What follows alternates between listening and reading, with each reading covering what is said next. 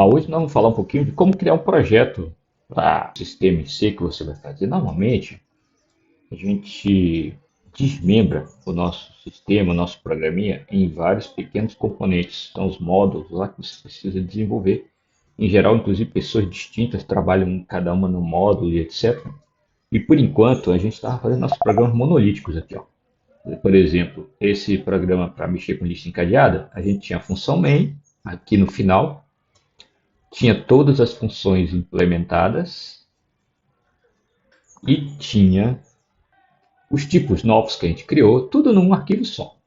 Agora nós vamos aprender a separar isso e nós vamos aprender até como que a gente cria novos arquivos .h, para que eles servem e etc. Eu vou mostrar isso de duas maneiras. Nesse primeiro agora, com o VS Code, que eu vejo muitos alunos usarem. Uma IDE bastante usada para programar em várias linguagens, acho que vale a pena testar um pouquinho. Me perdoem se não vai ser a melhor maneira de usar o VS Code para criar esses projetos. Então, eu já tenho o VS Code instalado aqui, ó, na minha máquina. E a primeira coisa que eu quero que vocês vejam nessa abinha aqui de extensões, verificar se vocês têm as extensões que eu tenho. Eu tenho uma extensão para C, C++, tenho essa extensão aqui que eu instalei para criar projetos. É o que a gente vai fazer aqui. A gente vai criar um projeto de um sistema que vai ter os pontos C, os pontos H, a função main separada dos outros módulos, para vocês começarem a brincar com isso aí. Na próxima disciplina, em Algoritmos e Estrutura de Dados 2, vocês já podem começar a criar o hábito, né, de separar os seus programas e tudo. E nas outras disciplinas do curso, essa coisa vai vir com mais força nas disciplinas onde você aprende a fazer sistemas maiores. Né? Lembrando que o foco da nossa aqui é os algoritmos de dados e ainda uma disciplina inicial de programação. Então vamos lá, confiram se vocês têm todos esses projetos e em particular nós vamos usar esse projeto aqui. E se você olhar no como usar esse projeto, ele tem umas instruções aqui embaixo de como usar. Então você tem que dar Ctrl Shift P, no Mac aqui é Command Shift P, fazer uma busca por Create C Project. Lembrando que o VS Code é um ambiente para diversas linguagens de programação, e aqui nós estamos com foco em C, que é a linguagem usada no nosso curso. Vamos então seguir o passo aqui, ó. Command Shift P no meu computador, Create C Project. Lembrando que você tem que ter essas extensões instaladas, principalmente essa aqui. Então vamos lá, eu vou fazer aqui o Command Shift P. E eu já tinha usado o Create C Project antes, então bem facinho. Já apareceu logo. Ele vai me dar a opção para eu entrar numa pasta que já existe ou criar uma nova pasta. Eu vou criar uma nova pasta e vou chamar a nova pasta de primeiro projeto.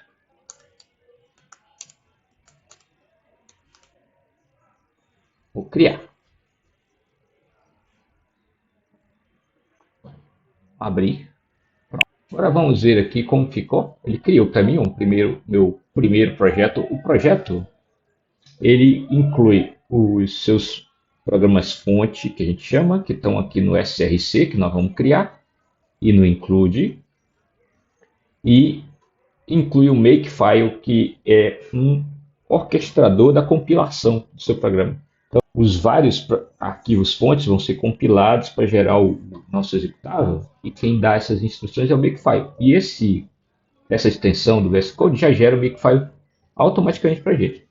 Depois eu vou mostrar como a gente pode criar um Makefile usando o Emacs, que eu estava usando nas outras aulas.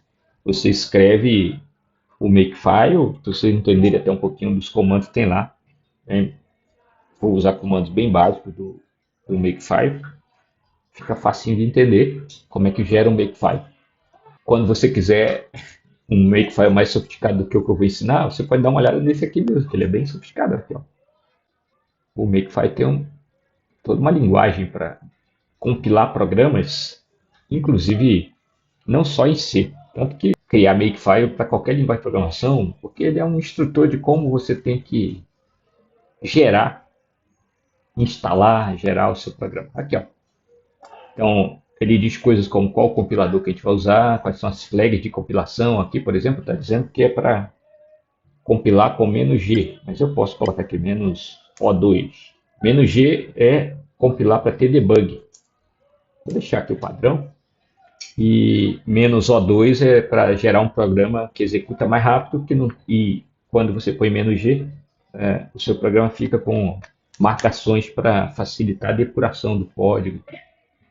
Aqui é o diretório, ó, de saída, que ele vai gerar nossos executáveis aqui, ó, nesse diretório output. Depois a gente vai ver.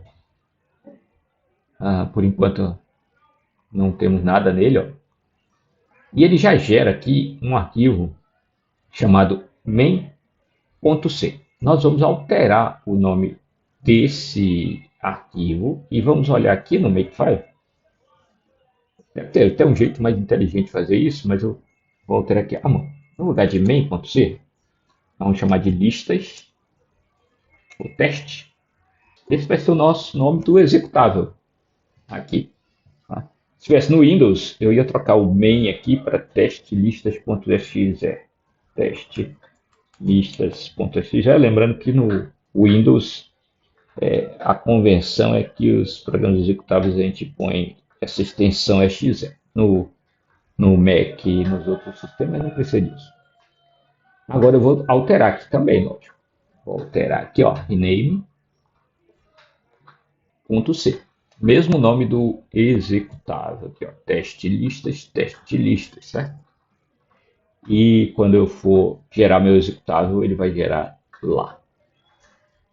Bom, agora nós vamos criar o nosso programinha com listas encadeadas.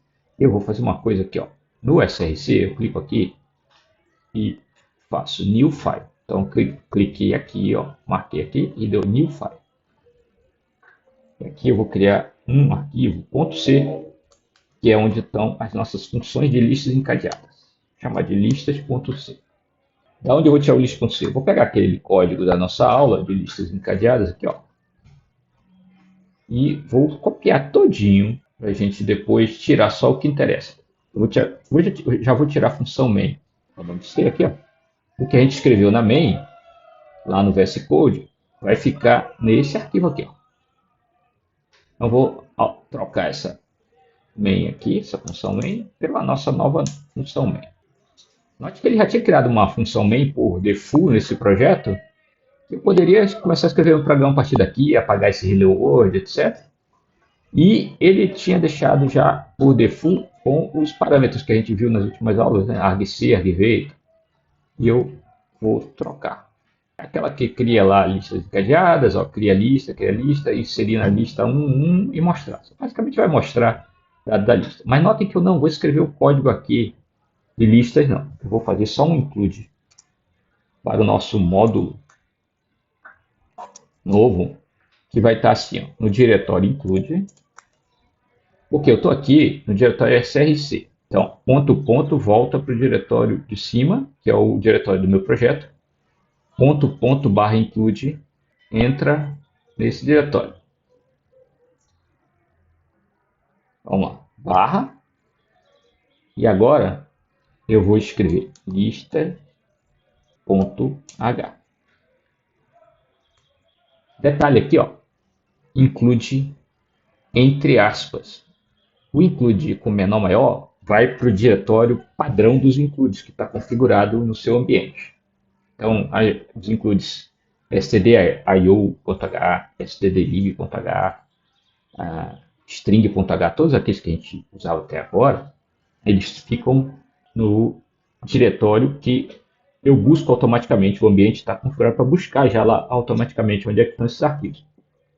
Os nossos novos includes que ficam fora desses lugares, a gente pode incluir assim, ó, com barra include barra listas.h, nesse caso, para ir para o diretório include lá. Lá no diretório include, eu venho e crio lista.h.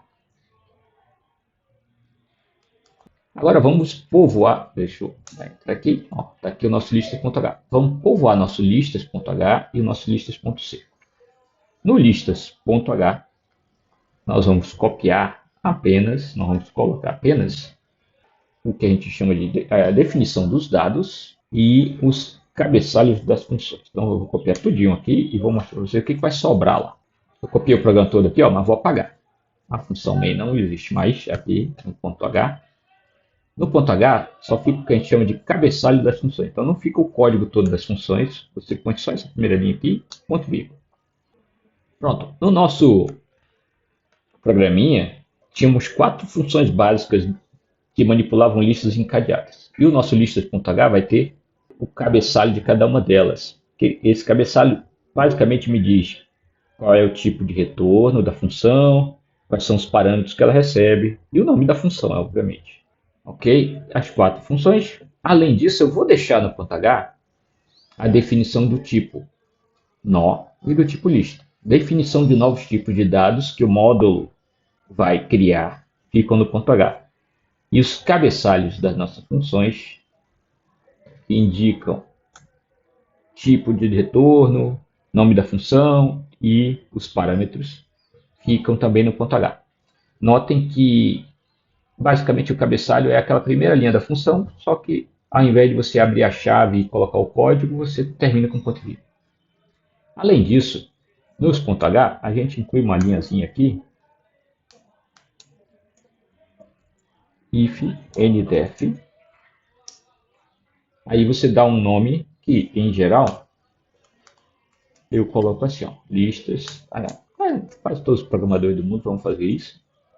É o mesmo nome do meu módulo. Para que serve isso?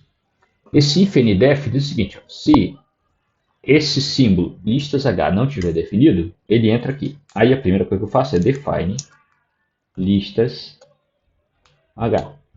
Isso garante que esse código só vai ser incluído num programa uma única vez. Então, se um programa, por erro do programador, ou porque vários módulos do programa usam as funções de lista e tudo, se vários lugares do seu programa derem include listas.h, só uma vez o compilador vai chegar aqui, só uma vez vai entrar. Aí, na primeira vez que ele entrar, ele vai dar define nesse listas.h, nesse símbolo, e da próxima vez que ele passar com include listas.h, ele vai ver, opa, listas.h já foi definido. Então, ele pula esse pedaço. Se você não fizer isso aqui, e aí tiver 2 lugares no programa que dão include, aí ia dar erro, porque ele ia tentar incluir esse código e, por exemplo, o typedef ia ser repetido. Se você der 2 vezes typedef do mesmo tipo, vai dar um erro de tentativa de redefinição do tipo. Então isso aqui garante que eu só execute o include uma única vez dentro de um programa. Se vocês forem olhar o código-fonte da stdlibh, vocês vão ver uma coisa similar. Logo no começo dele, um if ndef, provavelmente stdlibh, e define stdlibh, e no final um end. Então isso aqui é um padrão nos arquivos .h. Alguns editores e algumas IDEs já incluem isso prontinho. Quando você cria um arquivo .h, ele prontamente já inclui essa partezinha aqui do início, usando o nome do arquivo e o finalzinho. Bom, esse é meu ponto H. Meu ponto H tem os tipos definidos e tem as funções, os cabeçalhos das funções. O meu ponto C vai ter, deixa eu ver se ainda está aqui. O meu ponto C vai ter o quê? Não vai ter a main, vai ter todas as funções que a gente criou lá no programa, todas as funções, e não vai ter os typedefs. Aqui no início, então, eu tenho que colocar um include para o nosso ponto H. Pronto. Meu ponto C dá um include no listas.h. Isso quer dizer que vai aparecer os typedefs aqui no meu ponto C. E ele vai definir essas funções, vai dizer que essas funções existem e tudo. Então, quando eu chegar aqui, tipo lista asterisco L, ele já reconhece o tipo lista porque aquele código que dá o typedef está aqui no começo do meu listas. .c por conta desse include. É para isso que serve o include. Include cola aquele código aqui. Quanto aqui no meu programa principal, eu também dou include no lista.h. Então, se eu usar o tipo lista, aqui vai funcionar. Bom, feito isso tudo, eu vou aqui em terminal. Vou dar aqui run build task. Run build test. Aí, vamos ver o que aconteceu aqui com o nosso terminal. Vamos olhar aqui nosso diretório. Então, tem o makefile, o include, aí diretório include, o lib, o output, e a gente pode olhar aqui o que tem no output. Olha aí, meu programa executável. Agora, o meu programa em C ficou bem enxutinho. Meu programa em C ficou bem enxutinho. Ó. Dou include no listas.h, a partir daí já posso usar minhas funções de lista todinhas, como funções que já estão prontas.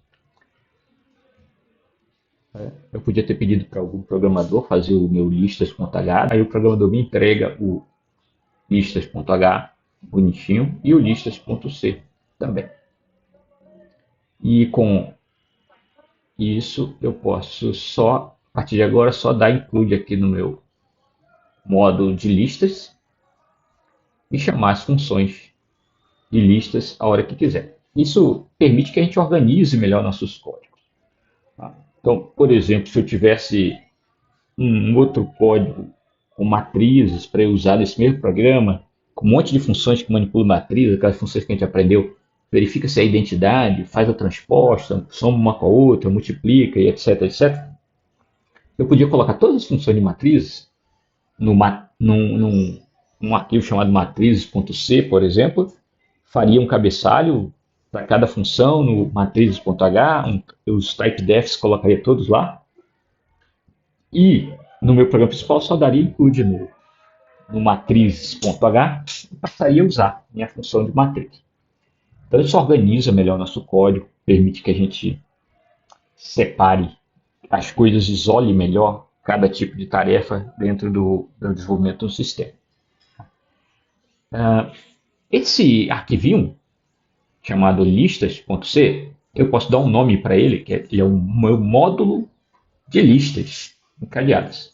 É um módulo. O que tem num módulo? Tem a definição dos tipos, que está no ponto H, e tem as funções que manipulam aquele tipo. Cria lista, inserir, tá? Então, quando a gente faz essa programação modular, a gente isola melhor os problemas, organiza melhor os códigos e gera programas melhores. No próximo vídeo, eu vou mostrar como fazer esse makefile à mão. Na verdade, um jeito simples de fazer, eu poderia copiar essa estrutura de diretórios que a gente viu esse projeto gerando e podia copiar esse makefile aqui para servir de semente para fazer o meu gerador de executáveis em qualquer ambiente. É muito comum a gente ter alguns comandos padrão quando a gente gera um makefile. Tem um make clean, ó. Clean apaga todos os programas que não são os programas fonte. É muito comum a gente fazer o make all, que está make em todos os programas. É comum fazer um make que gera vários executáveis. Isso depois vocês vão aprendendo ao longo do curso, tá? Vão fazendo com paciência. Vocês podem então testar essa nova feature com o VS Code, que vocês gostam de usar, e experimentar separar seus programas em módulos.